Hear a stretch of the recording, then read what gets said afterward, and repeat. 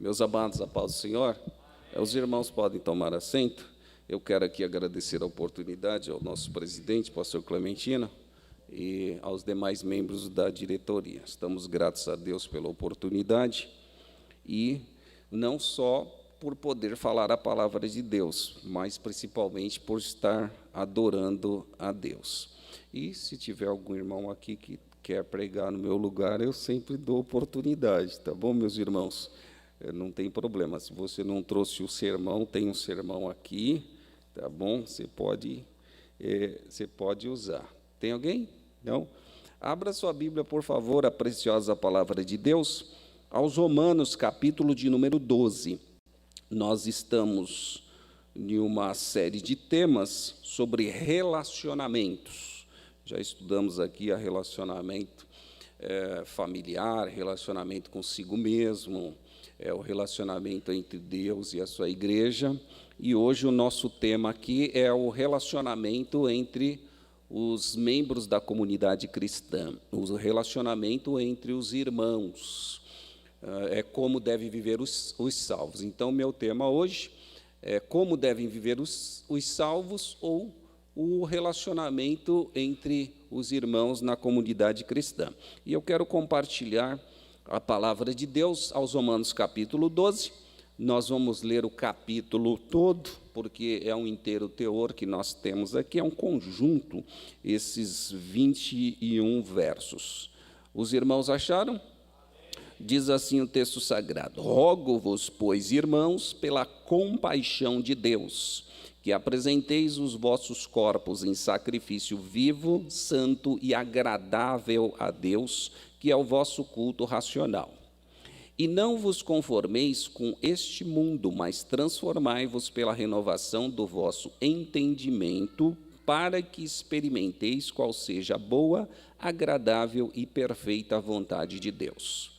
Porque pela graça que me é dada, digo a cada um dentre vós que não saiba mais do que convém saber, mas que saiba com temperança, conforme a medida da fé que Deus repartiu a cada um. Porque assim como em um corpo temos muitos membros e nem todos os membros têm a mesma operação, assim nós que somos muitos, somos um só corpo em Cristo, mas individualmente somos membros uns dos outros. De modo que, tendo diferentes dons segundo a graça que nos é dada, se é profecia, seja ela segundo a medida da fé. Se é ministério, seja em ministrar. Se é ensinar, haja dedicação ao ensino. Ou o que exorta, use esse dom em exortar. O que reparte, faça-o com liberalidade. O que preside, com cuidado. O que exercita misericórdia, com alegria. O amor seja não fingido. Aborrecei o mal e apegai-vos ao bem. Amai-vos cordialmente uns aos outros, com amor fraternal, preferindo-vos em honra uns aos outros. Não sejais vagarosos no cuidado, sede fervorosos no espírito, servindo ao Senhor. Alegrai-vos na esperança, sede pacientes na tribulação, perseverai na oração. Comunicai com os santos nas suas necessidades, segui a hospitalidade. Abençoai os que vos perseguem, abençoai e não amaldiçoeis. Alegrai-vos com os que se alegram e chorai com os que choram. Sede unânimes entre vós, não ambicioneis coisas altas, mas acomodai-vos às humildes. Não sejais sábios em vós mesmos. A ninguém torneis mal por mal, procurai as coisas honestas perante todos os homens. Se for possível, quanto estiver em vós, tende paz com todos os homens. Não vos vingueis a vós mesmos, amados, mas dai lugar à ira, porque está escrito: minha é a vingança, eu recompensarei, diz o Senhor. Portanto, se o teu inimigo tiver fome, dá-lhe de comer. Se tiver sede, dai-lhe de beber. Porque fazendo isto, amontoarás brasas de fogo sobre a sua cabeça. Vamos ler todos os versos 21, por favor? Não te deixes vencer do mal, mas vença o mal com o bem. Mais uma vez, não te deixes vencer do mal, mas vença o mal com o bem. Amém, graças a Deus. Esse texto bem conhecido dos irmãos, todos já devem ter lido várias vezes e já devem ter também ouvido alguns sermões e estudos bíblicos, ensinamentos às terças-feiras, como é comum os pastores usarem esse texto para pregar, e é um texto desafiante em vários sentidos, porque é a parte da prática, é a nossa vivência, por isso que é desafiante. Nós não temos nenhuma dificuldade para amar a Deus sobre todas as coisas. Deus está lá no céu e nós aqui na terra, então nós amamos a Deus de todo o nosso coração. Mas quando nós olhamos para o nosso irmão, então vem alguns conflitos. Nós não temos dificuldades para entender as coisas de Deus, para sentir a presença de Deus, somos salvos pela graça e transformados. Estas partes são muito claras, mas as nossas dificuldades é aquela convivência diária com os nossos irmãos. E qual que é o nosso desafio? Por que eu estou dizendo isso? Estou dizendo isso porque nem todos são iguais. O corpo tem vários membros, deve haver a unidade na diversidade, unidade na diversidade e o relacionamento entre os irmãos. E aí que está o problema. Haver o relacionamento dentro dessa diversidade. Porque geralmente nós queremos que cada um seja igual a gente. Se você é brincalhão, você quer que todo mundo brinque também. Você fala alguma coisa, se o irmão não sorrir, você fica chateado. E ele está chateado porque você está brincando muito com ele. Tem irmão que não gosta de brincadeira, você faz uma brincadeira com ele, ele sai todo ofendido. Irmão, o que você está fazendo comigo? Tem outros irmãos que já gostam de brincar. Se você não brinca com ele, ele fica triste. Tem irmãos que vêm, te beija, te abraça, te aperta, te joga para um lado, para o outro. Tem irmão que é sério, mal passa por você, não cumprimenta, nem dá a mão. Se você pergunta que está tudo bem, ele já vai falar, o que é, irmão? Você acha que eu estou ruim? O que você está perguntando se eu estou bem? Não? E imagine se você fala, irmão, eu sonhei com o irmão hoje. E você está, então, o que, irmão? Estava pensando em mim, por que sonhou comigo? Mas, às vezes, é comum, né, a gente sonhar com os irmãos. É igual o pastor, né? Acho que toda a igreja sonha com o pastor, porque está ouvindo o pastor diariamente, então, é comum você sonhar com aquilo que você viu. Então, você está com muita vontade de ouvir o pastor, você ouviu muito, mas você quer sonhar ouvindo o pastor de novo, então você sonha. Então, é uma diversidade muito grande nos relacionar com os nossos irmãos, porque são irmãos bem diferentes. E aí que está, então, o nosso desafio de poder conviver com todos esses irmãos, tanto aquele que sorri bastante, quanto aqueles que você nunca vai ver ele sorrindo na vida, mas ele está ali com você. Ele está ali com você. E aí você fica pensando, meu Deus, será que é eu que tenho que mudar ou aquele irmão que tem que mudar? Ora, ao invés de você ficar brigando para ver quem vai mudar, dá um jeitinho de conviver com ele, tá bom? Você continua brincando, não fica triste, e ele vai continuar sério. Jesus vem, leva todo mundo, e lá no céu vai ser só alegria, não vai ter cara feia, e tudo lá vai se resolver. Mas, enquanto Jesus não volta, nós vamos, então, convivendo aqui nesse relacionamento que nós temos uns com os outros. A outra dificuldade no nosso convívio são as faixas etárias bem diferentes, que nós devemos equacionar isso, equalizar para nós convivermos. Por exemplo, tem irmãos hoje já idosos, já viveu toda a vida, aí vê criança na igreja, né? Criança é uma bênção. Você consegue deixar uma criança parada na igreja? Vira estátua, né? Aquela brincadeira de virar estátua. Ele não consegue virar estátua, ele fica um pouquinho parado, depois a estátua já começa a se mexer e tomar forma e andar e correr. Aí você, meu Deus, eu não suporto essa criança na igreja. Mas a criança vai ficar onde, irmão? Se o pai trouxe para a igreja a criança, vai ficar onde? Se não tem departamento infantil.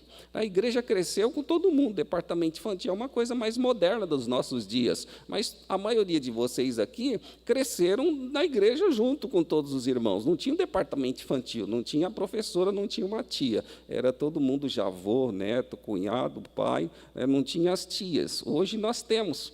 Mas vocês não conviveram, não sobreviveram? Né? Não sobreviveram? Não era o diácono ali te perseguindo e você, né?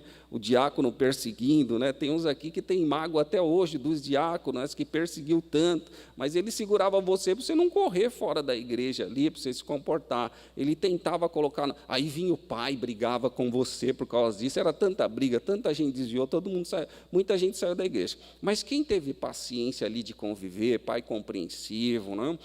Houve tolerância ali, os diáconos, alguns usavam estratégia, dava uma balinha para a criança e ganhava a criança, tratava de meu filho e tudo, ou então uns corriam junto com as crianças também para brincar, foram convivendo. Então, a igreja é esse grande desafio, e Deus há de nos dar graça, meus amados, para nós convivermos todos juntos nessa diversidade.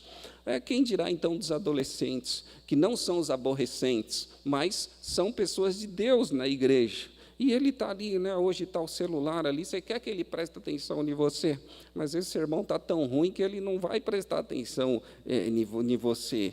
Então, você tem que dar um jeito ali de conviver, né? Quem sabe uma outra forma, um tratamento. Adolescente, já estamos no culto, vamos reverenciar esse momento, com algumas estratégias com a graça de Deus.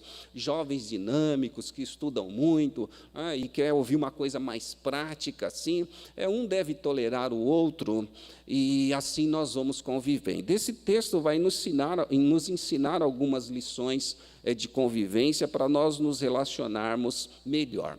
Cassiano Florestan, ele diz que toda religião, toda crença possui 3 pilares importantes. Ele diz que a primeira delas é a expressão doutrinal.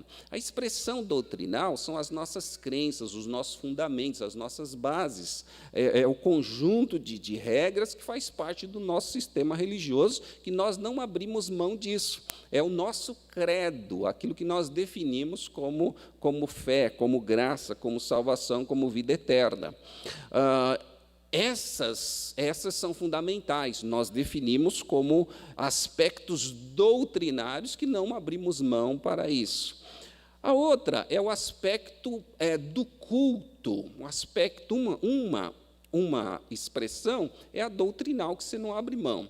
A outra é o nosso aspecto de culto. Que aspecto que é esse? É o nosso aspecto emotivo, de glorificar a Deus, levantar as nossas mãos, outros ficarem em pé. É aquilo que nos motiva. É aquele culto que nós chamamos, esse culto aí, né, foi bom para alguns irmãos, né? Embora todo culto seja bom, mas tem aquele que você sai dizendo, não, esse foi bom.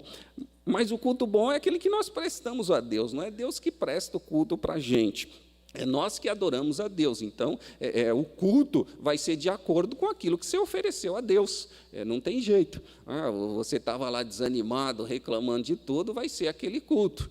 Agora, se é grato a Deus e tem a sua adoração a Ele, vai ser um outro tipo de culto. Né? Você vem com fé, né? Chega a Deus, não, eu creio, né? Hoje eu vou ser curado, né? Hoje eu vou ser renovado, hoje eu vou abraçar os irmãos, hoje eu vou pedir perdão. Então, muda todo o sistema. Não, hoje eu vou contribuir com alegria, né? Hoje é o dia da minha vitória, eu vou sair daqui com a minha vitória, né? E assim sucessivamente. Olha, hoje Deus vai falar comigo. O culto, então, é aquele que se apresenta a Deus, essa expressão que nos motiva. E ele diz que tem também a expressão sociológica, que é essa expressão comunal, esse assunto que nós trataremos hoje, que tem a ver com a prática social, tem a ver com o nosso convívio. Então, estamos bem fundados aqui com relação à doutrina, às verdades da Bíblia Sagrada. Não abrimos mão, todos aqui acreditam na palavra de Deus e no conjunto de verdades que aqui está, você não abre mão disso. Aliás, a carta que nós lemos hoje, do capítulo 1 até o capítulo 11, são as questões doutrinárias que são defendidas. Algumas doutrinas importantes teológicas estão aqui do capítulo 1 ao capítulo 11. Agora, a questão do culto também, nós não temos dificuldade nenhuma de adorar a Deus. Agora, a expressão sociológica, que é o problema de muitos cristãos. que às vezes vem para o culto, mas devido a alguém, devido a alguma coisa que aborreceu, é aquela expressão, eu entrei aqui bom e estou saindo pior. Que coisa chata, né? Que o culto deve ser bom em todos os sentidos, aí a pessoa vem para a igreja, alguém aborrece, então essa parte ela precisa ser tratada e resolvida. Essa parte, essa expressão sociológica, essa expressão comunal, que é no grego a koinonia, ou a comunhão uns com os outros, ela precisa ser melhorada. Tem irmãos que nem sentam perto do outro porque alguém vai dizer, abrace o seu irmão, ou abrace pelo menos 5 pessoas perto de você, você vai ter dificuldade. Tem aquele corinho que diz, aperte a mão do seu irmão e dê um sorriso para ele, você vai ter dificuldade de apertar a mão do seu irmão e ainda dar um sorriso para ele. Mas a igreja é esse lugar de comunhão em que devemos crer na palavra, devemos adorar a Deus na nossa emoção e devemos também ter comunhão uns com os outros na nossa convivência, de modo que não dá para conceber que haja intrigas na igreja e inimigos na igreja. Vai pensar aquela mensagem, irmão, seu inimigo está aí sentado do seu lado, mas Deus vai te dar vitória contra o seu inimigo. Isso é inconcebível no meio da comunidade cristã. Quem aqui tem inimigo, levanta a mão. Ninguém tem inimigo, ninguém tem inimigo na igreja. Ora, irmão, se a Bíblia está dizendo nesse texto que até os nossos inimigos nós temos que tratar bem, e os nossos irmãos em Cristo lavados e remidos pelo sangue de Jesus, então é inconcebível que haja inimigos na igreja. Já pensou aquela profecia dizendo, irmão, tem um irmão querendo puxar o seu tapete, te derrubar, mas Deus vai te dar a vitória? Irmão, ou a profecia não é de Deus, ou quem está querendo fazer isso não é de Deus. Alguma coisa não é de Deus, alguma coisa está errada. Ou essa profecia não é verdadeira, ou então, porque vai ter gente querendo puxar o tapete. Por exemplo, porque eu não acredito que aqui alguém queira puxar meu tapete. Tá? É por isso que eu nem piso em tapete, para evitar alguma coisa assim, né? Para alguém ser tentado a puxar o meu tapete, então é melhor não pisar em tapete nenhum. E já pensaram, irmão? Aquela profecia, irmão, Deus vai te colocar por cabeça, né? Que você é só cauda. Aí você recebe aquele cargo, não, irmão, está vendo? Tá vendo só o que Deus fez comigo? Está vendo? E você vai ser humilhado. Essas coisas não são de Deus, não faz parte do convívio. Isso faz parte daquelas pessoas que ainda têm dificuldade de se relacionar. Veja que aqui nós não estamos dizendo que o seu relacionamento com Deus não é bom. Nós estamos dizendo isso. Estamos dizendo a dificuldade que nós, como salvos, temos de nos relacionar.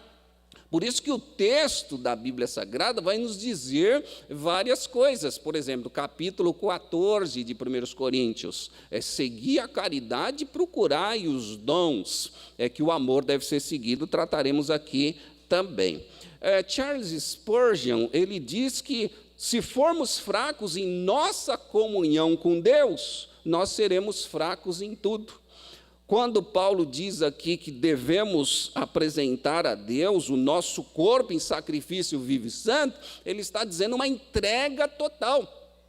Uma entrega total a Deus. O corpo aqui é todo envolvimento. A figura de linguagem aqui é a sinédoque, ou parecido também com a metomínia, em que se aplica uma figura, mas se corresponde ao todo. Então, aqui o todo é todo o nosso sentimento, o corpo, as nossas emoções, tudo aplicado a serviço a Deus. Quando nós nos entregamos a Deus, fica muito mais fácil nós lidarmos com qualquer situação e tolerarmos e aceitarmos as pessoas como elas são. Então, a primeira proposta aqui do apóstolo para nos relacionarmos bem uns com os outros, temos que tornar a nossa vida um culto a Deus. E como nós tornamos a nossa vida um culto a Deus? Ora, o que você faz no culto aqui? Você reverencia a Deus, você louva a Deus. Esse culto, ele é extensivo. Então, quando é que seu culto acaba? Seu culto não acaba nunca. Você sai da igreja, seu culto continua. Você está lidando com os irmãos, então, se a sua vida é um culto, como é que você faz? Se você está reverenciando a Deus, adorando a Deus, o seu relacionamento com as pessoas também faz parte do culto ao Senhor.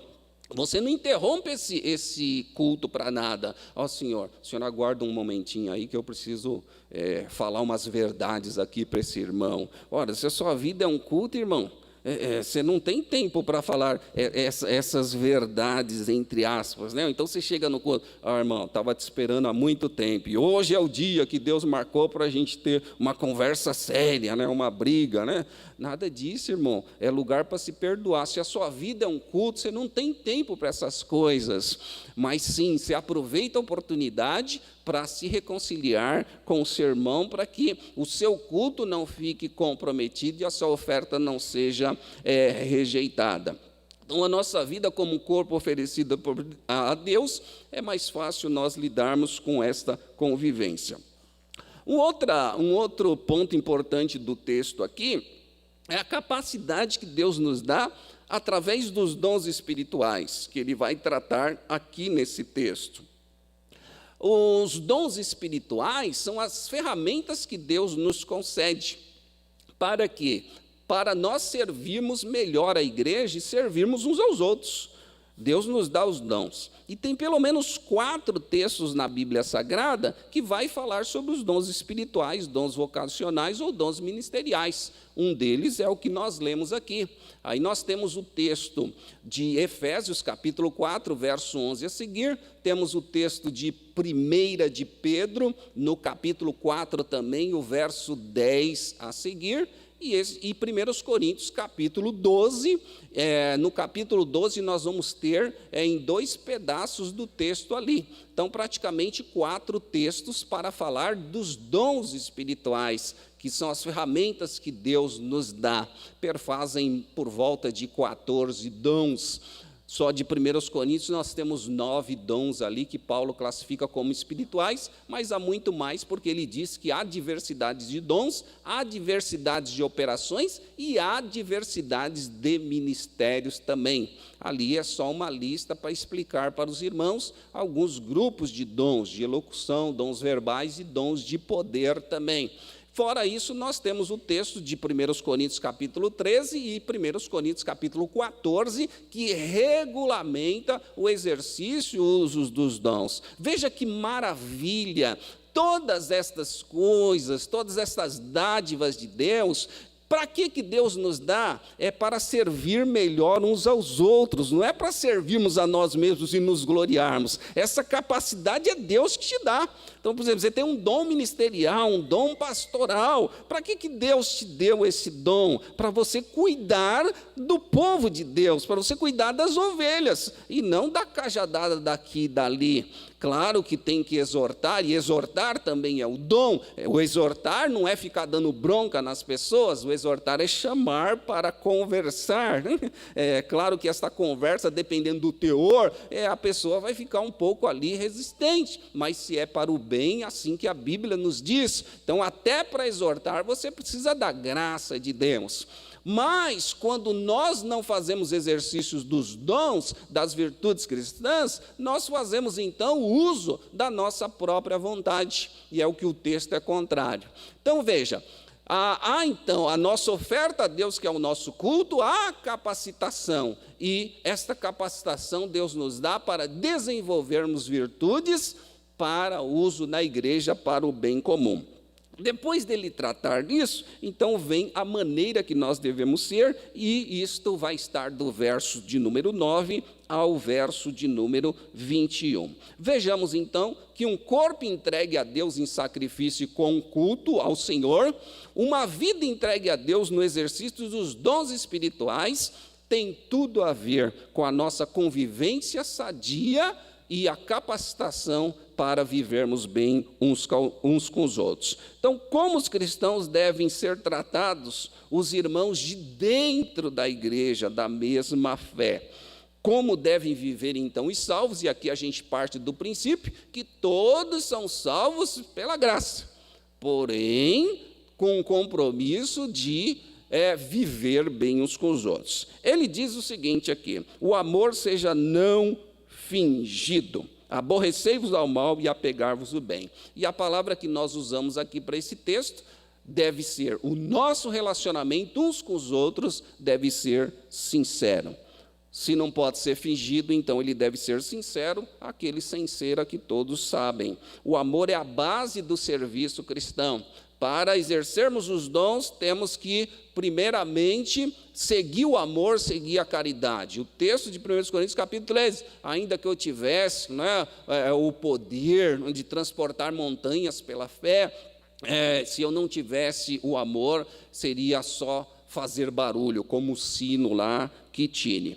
Deus é amor, e comprova a espiritualidade. O amor governa os dons e deve ser sem hipocrisia. Sem hipocrisia aqui é sem máscara. Está dizendo ser contra, é ser o ator, aquele que finge, aquele que representa um papel. Infelizmente, muitas pessoas dentro das comunidades cristãs, ele só está representando. Sabe aquele sorriso bem falso mesmo? Ô irmão, você me ama? Ah, irmão, eu amo sim, é do coração assim, irmão. E mal sabe ele que a pessoa mal vai com a cara daquele irmão. Quer dizer, isso é muito ruim, porque você tem a graça de Deus, o Espírito Santo, é para você amar de coração, sem fingimento algum.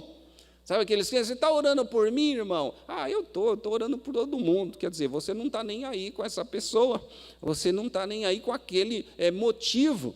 A comunidade cristã deve ver de forma diferente, meus amados. Nós somos irmãos, somos amigos, estamos ligados com a mesma graça, com o sangue de Jesus Cristo, que morreu ali na cruz por nós para nos salvar, deu a sua vida. Então, aqui o significado, meus amados, dessa expressão não é ser um autor no palco ou agir como autor. Significando separar aqui, devemos separar a verdade da mentira, do fingimento. E o ator aqui, ele é condenado, porque está dizendo, aborrecei o mal e apegai-vos ao bem. Os fariseus eram hipócritas, e no capítulo 23 do Evangelho de Mateus, Jesus fala duramente com eles sobre a sua hipocrisia, a máscara que eles usavam. Os romanos também, quem ama tem que ser sincero, detestar o mal, aborrecer o mal é repelir, e você deve repelir da sua vida qualquer falsidade, porque Deus é verdade e Deus não se agrada de pessoas que não sejam sinceras uns com os outros. Então o amor deve ser sincero e você deve aborrecer o mal e se apegar ao bem. Ah, pastor, mas eu não consigo engolir essa pessoa. A pessoa não foi feita para ser nem mastigada, quanto mais engolida. Parece os irmãos de Gálatas ali que estavam se mordendo uns aos outros porque a carne estava prevalecendo, e as obras da carne são todas feias ali no capítulo 5, mas aí ele diz, numa vida no Espírito, vem as coisas boas, que é o fruto do Espírito. E isso é uma bênção para nós, amor sem fingimento. Quem ama tem que ser sincero e detestar o mal, mandar para longe, para fora da sua vida, isso não te pertence mais. O que está em você é o amor de Cristo. Ele diz, amai-vos cordialmente uns aos outros, e a palavra aqui que nós usamos é afeto, amor fraternal, cordial, do grego aqui é a combinação de filéu com estergo, que é aquele amor com afeto, como se fosse irmão de sangue. A comunhão é tão maravilhosa, né? A gente convive com os irmãos, e a gente trata as pessoas como se fosse nosso irmão. Tem irmão que a gente confia tanto, né? Você chega para ele, irmão, eu preciso contar um pouquinho da minha vida, e às vezes você confia muito mais nele do que o seu próprio irmão dentro de casa, porque irmãos na igreja devem ser pessoas de confiança. É inconcebível que você conte uma coisa para o irmão aqui, né? Conte um segredo, um motivo de oração, e essa pessoa então vai espalhar esse problema seu. Às vezes você tem uma doença ali particular que você não quer revelar para ninguém, mas de repente você achou ali um irmão de confiança, que você tenha fé. Ó, irmão, quero que você me ajude em oração, estou com esse problema. Ou então está com um problema com o marido, com a esposa ou com o filho. A pessoa confiou em você. Como é que você vai trair essa confiança? Não pode, não é de Deus. Deus. Afeto é quando nós nos simpatizamos, confiando, essa pessoa é o nosso amigo, é o nosso irmão, está na igreja. Então você jamais vai imaginar que ele vai trair essa confiança sua. Não pode, irmão, não é de Deus. Então, relacionamento é muito importante e muito sério. Jamais você contaria os seus problemas para as pessoas do mundo, por exemplo, colegas de trabalho que você não confia, você não vai contar a sua vida a ele. Mas dos irmãos na igreja é comum, né? Você vai contar ali, já pensou? Você tem um pastor que não seja de confiança, você fala uma coisa para ele ali, aí chega no culto de doutrina, ele vai revelar para todo mundo que está lá na igreja. Que coisa chata. Isso não faz parte da convivência cristã, né? Eu não digo o caso de disciplina, que às vezes é público, se tornou público, aí o pastor tem que falar mesmo, mas ele não pode sair contando seus problemas, né? Irmão, a terça-feira vai ser da revelação, eu vou colocar tudo para fora que eu sei dos irmãos. Não pode, o afeto não nos diz isso. Foi nos contado alguma coisa com segredo e confiança, e assim é uns para com os outros. Afeto, este amor só existe por causa de um vínculo. Nós temos ligação uns com os outros, sem desejos carnais, sem interesses nenhum. Você ama o irmão e por isso você tem uma vida afetiva com ele. Ama-se os irmãos na fé. Aleluia. Vamos ver mais um verso aqui que também está: honra. Amai-vos cordialmente uns aos outros, com amor fraternal, preferindo em honra uns aos outros. Honra aqui é o oposto da inveja. Quem tem inveja não consegue honrar ninguém. Eu não, honrar esse irmão aí, quem que ele é? É uma dificuldade, não é, para reconhecer o outro. Irmãos, a Bíblia está dizendo aqui, olha, preferindo-vos em honra uns aos outros. É tão gostoso honrar as pessoas, não é isso? Deve honrar as pessoas. É importante, mas tem pessoas que não têm capacidade. É o orgulho que impede. Mas é tão bom elogiar, não é isso? É melhor elogiar do que receber elogios. Honra é o oposto da inveja e que quer ser a pessoa, né? Às vezes a pessoa quer estar no lugar daquele que está honrado, tem dificuldade para honrar por causa disso. A honra elogia pelo que a pessoa é, incentiva a ir além. Jesus, ele honrava as pessoas. Jesus é um incentivador tremendo, não é? Jesus ele não usava os discípulos para fazer dos discípulos degraus para subir aos topos, às escaladas. Não, Jesus honrava cada um. É tanto que Jesus deu poder a eles para eles saírem e curarem no nome dele. E quando eles voltaram, claro que Jesus dá uma exortação neles, porque eles estavam orgulhosos, mas depois Jesus vai dizer: graças te dou, ó Pai, porque ocultaste as coisas aos sábios entendidos e revelaste aos pequenininhos. Então Jesus, ele sabia exortar e sabia também honrar e elogiar as pessoas. No nosso relacionamento uns com os outros, tem que haver o fervor de servir a Deus. Veja o que diz o versículo 11: não sejais vagarosos no cuidado, sede fervorosos no espírito, servindo ao Senhor. Aqui é um zelo sem preguiça, tantas coisas para fazer, né? E eu sempre acomodado, esperando alguém fazer.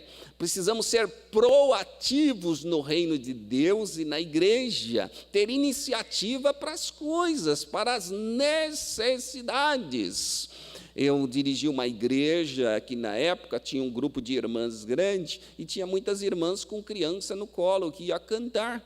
Aí eu notei que as irmãs se levantavam para cantar, aí irmãos, jovens, segurar as crianças das irmãs para elas cantarem mais à vontade. Eu falei, mas que algo maravilhoso, né? Como é que eles pensaram nisso? E tudo funcionava assim, eles iam com dificuldade, irmã com criança já ia para ajudar, pegar no colo, e era era uma bênção esse movimento todo, e é isso que tem que acontecer, meus amados. Veja que com os dons espirituais, Deus se manifesta em nós, e Ele nos usa. Agora, com o nosso relacionamento, Deus nos deu 2 olhos carnais, para nós vermos as necessidades. Aí não precisa deste dom espiritual. Mas tem pessoas que resistem a esses 2 olhos e às virtudes cristãs de convivência uns com os outros. Ora, se você está vendo o irmão necessitado, Deus não precisa te revelar. Você está vendo a roupa dele, está vendo o calçado dele, está vendo ele na sua frente.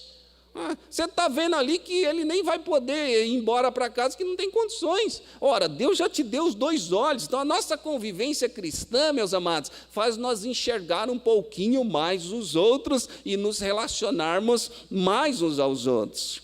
Veja como isso é importante. Nós passamos vários anos na igreja e ainda nós estamos chamando, quem é mesmo aquele irmão lá? O irmão já está há 30 anos na igreja, você ainda não sabe quem é aquele irmão. Se duvidar, você não sabe quem é a esposa dele, porque ele entra de um lado, a esposa entra do outro, você nunca viu ele junto, de mão dada, nem nada. Então, você não sabe se é casado, se não é. Você não conhece ninguém. Conhece quem é o pai, você vê as crianças cantando ali, mas de quem que é isso? É filho de quem? É filho de quem? Você não sabe, você está há tanto tempo lá. Veja como o nosso relacionamento na mesma igreja há vários anos é bem distorcido, que a Bíblia diz, que nós devemos exortar uns aos outros, amar uns aos outros, aconselhar uns aos outros, orar uns pelos outros, tudo isso. Se você vê todas as epístolas, elas são recheadas de palavras sobre relacionamento cristão em todos os aspectos. E nós estamos ali perdidos sem saber quem é quem. E às vezes a comunidade cristã não é aquele número volumoso, e estamos ali sempre e não sabemos. Por quem mesmo eu vou orar? Senhor, abençoa aquele irmão e aquele irmão, o Senhor sabe o nome. Graças a Deus que Deus não deixa passar ninguém despercebido, porque se depender da gente, irmão, nós não vamos orar por ninguém, mas graças a Deus o Senhor conhece o nome de todo mundo, o endereço de todo mundo, Ele sabe, todos os seus dados estão nas mãos dEle. Mas seria bom também nós nos envolvermos mais, porque o texto vai nos ensinar isso. Esse fervor aqui, servir ao Senhor, é ebulição mesmo, tá? Tá fervendo mesmo, isso quer servir a Deus. Sabe aquele irmão agitado, né, que está querendo fazer tudo ali? Sede fervorosos no Espírito, servindo ao Senhor. Essa que é fervura mesmo, é ebulição. Quem sabe aquela dança do frevo de guarda-chuva, né? Quem é de Pernambuco lá, o frevo vem de frevendo, né? Frevendo essa palavra, né? Então eles dançavam com guarda-chuva ali para se equilibrar, todo mundo via, eles estão frevendo, aí veio a palavra frevo, essa mesma expressão aqui, é em ebulição, é em agitação, mas não no frevo lá, né? Não naquele frevo com guarda-chuva, né? É esse fervor da graça de Deus, de vontade de servir a Deus, de vontade de atender os irmãos. É isso que nós precisamos. Sede fervorosos no Espírito faz parte do nosso relacionamento. Enquanto o amor de muitos está esfriando e a sua diferença está também desaparecendo. Jesus diz que por se multiplicar a iniquidade, o amor de muitos esfriaria. Na convivência cristã é diferente. Eles estão fervendo porque o amor está sendo renovado a cada dia. Verso de número 12, a parte A, como deve ser o nosso relacionamento com esperança, que nos faz aceitar a vida como ela é e nos harmonizar com isso. Com crise ou sem crise, estamos em Cristo e incentivamos uns aos outros. Porque não é fácil, nós estamos vindo na igreja e cada irmão tem uma necessidade. E aí então que Deus nos coloca para ajudar determinadas pessoas. Versículo 12, parte A, a oração, né, que está aqui. Alegai-vos na esperança, sede pacientes na tribulação, perseverai na oração. Nem vou falar para os irmãos, porque essa parte todos vocês já sabem, mas não há como um salvo viver sem a oração e na nossa convivência cristã não orarmos uns para os outros. A hospitalidade, olha o que está dizendo, comunicai com os santos nas suas necessidades, segui a hospitalidade. Hospitalidade é algo importante também para a convivência cristã, ser hospitaleiro.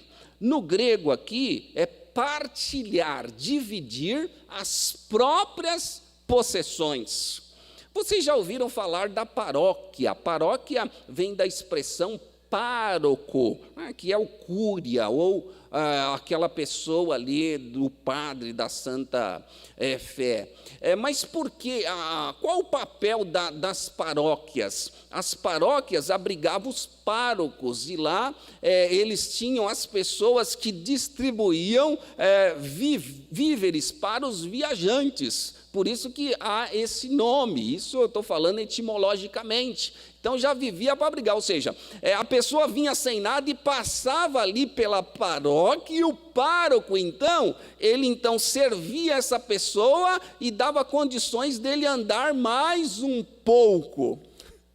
Isso é hospitalidade, e é o que a Bíblia está dizendo aqui do relacionamento. Tem pessoas que são tão cordiais, né? Crente é tão cordial mesmo, né? Crente é tão cordial um com o outro, é tão hospitaleiro. Essa palavra, mas eu não conheço muito o irmão, né? Como é que eu vou abrir minha porta, convidar ele para tomar um café em casa? Tal. Mas essa palavra hospitaleiro significa amor aos estranhos, porque lá na paróquia ele não conhecia o viajante, mas ele abria a porta da paróquia, a pessoa entrava, tinha dormida, estadia, comida e depois ia. Amor aos estranhos. Veja que a Bíblia ela dá uns nó na nossa cabeça, né? Mas ela nos leva ao compromisso. Ou seja, se você está esperando conhecer bem a pessoa para ser hospitaleiro, a sua educação já foi faz tempo. Que a hospitalidade não precisa você conhecer ninguém, precisa simplesmente ter a graça de Deus para conviver uns com os outros. Ora, e como é que você vai conceber também que na igreja já pessoas que não sejam de confiança? Testando, né? Testando, é claro. Mas pedimos a graça de Deus para que nenhum nem outro fique nessas dificuldades, porque a convivência cristã, a graça de Deus derramada em nossos corações, nos transforma para viver uma nova vida em Cristo.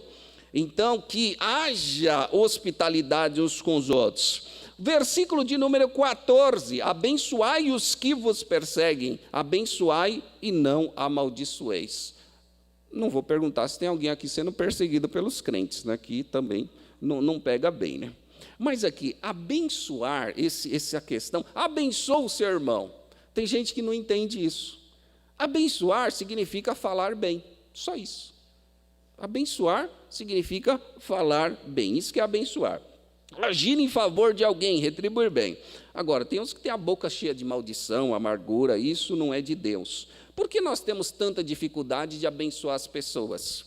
As redes sociais, né? Muita gente crítica. Está vendo a crítica que sempre faz? Né? Você vê um irmão lá, o irmão lá posta uma foto com uma Ferrari vermelha. Aí você fala, que mau gosto, né? Uma Ferrari vermelha. Não tem o que falar, né, irmão? Uma Ferrari vermelha, você está criticando a cor da Ferrari vermelha, mas se eu tivesse uma Ferrari, eu vou querer saber da cor, é a Ferrari, pronto, você vai ter um quê para criticar, mas tem pessoa tão despeitada, não gostei dessa cor, né? Não gostei, se fosse eu, seria uma amarela. Abençoa o irmão, parabéns, irmão, Deus abençoe a sua vida, irmão. Nós temos tanta dificuldade para falar bem das pessoas, preferimos criticar as pessoas. Fale bem das pessoas, curte lá, Deus te abençoe, meu irmão, Deus abençoe sua vida, sua família. Por que nós temos tanta dificuldade de falar bem das pessoas? E as redes sociais estão recheadas ali de falar mal das pessoas. Por incrível que pareça, guarde esse dado. Vocês sabem, os programas de TV que tiveram o maior faturamento em 2019? Maior faturamento em 2019, maior índice de propaganda, o horário que foi? Programas de fofoca. Programas de fofoca estourou o faturamento. Nem noticiário eles anunciavam tanto, o número de anunciantes. Eu sei porque é um setor de análise de balanço, de financeiro dos grupos econômicos, então a gente acompanha essa parte.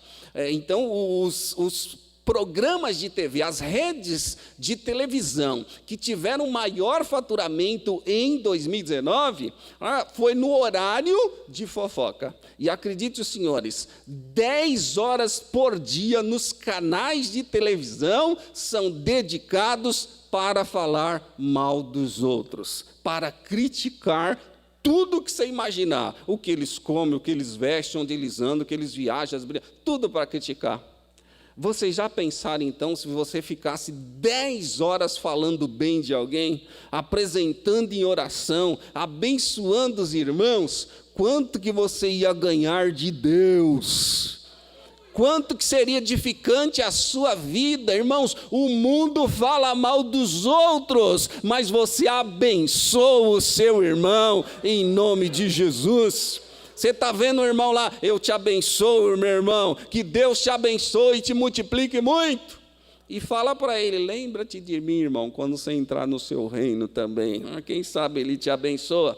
Então, não saia da vossa boca, diz Paulo aos Efésios 5:29, nenhuma palavra torpe, mas a palavra que seja agradável. Deixa eu falar aqui para vocês ficarem espantados o que significa essa palavra torpe no texto grego.